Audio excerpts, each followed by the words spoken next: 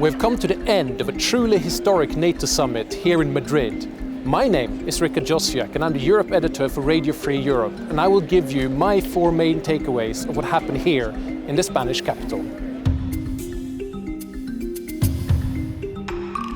The main event was that Sweden and Finland were invited to join NATO.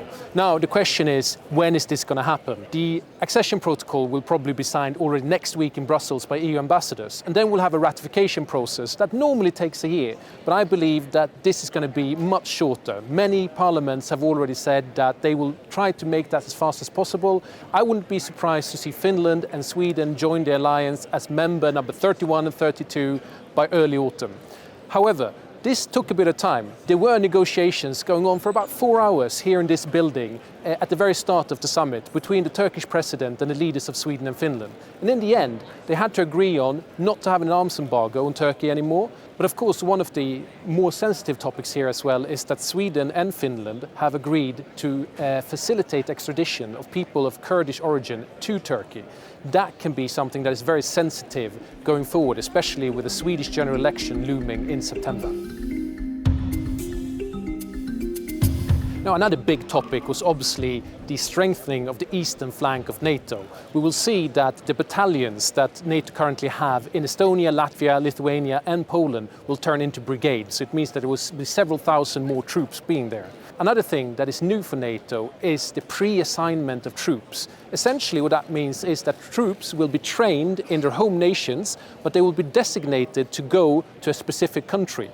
So for example, Germany will have a brigade in Germany that will train in Germany, but they will already have pre-positioned equipment in Lithuania and then be able to go to Lithuania as quickly as possible.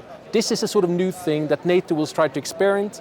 Another thing NATO will do is to increase substantially the number of forces it's ready to send to different parts of the alliance. Right now that number is 40,000. By next year that will be 300,000.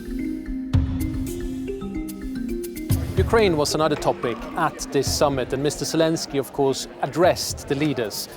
Now, Ukraine is not getting any closer to NATO at this summit, but what did happen was that NATO did commit to support Ukraine further, especially with non-lethal stuff. A package of nearly 400 million euros have been committed in terms of non-lethal aids to Ukraine. So that was first aid kits, its drones, its body armor, etc. And finally, NATO also adopted a new strategic concept for the first time in over a decade. Now, this is a sort of blueprint where NATO sort of sketches out where it wants to be in the future. In it, they state very clearly that Russia poses the most direct threat to the alliance. That's a big difference from the last strategic concept from 2010, when it called Russia a partner. For the first time, it also mentions China, stating that NATO sees Beijing as a player challenging its security, interests and values.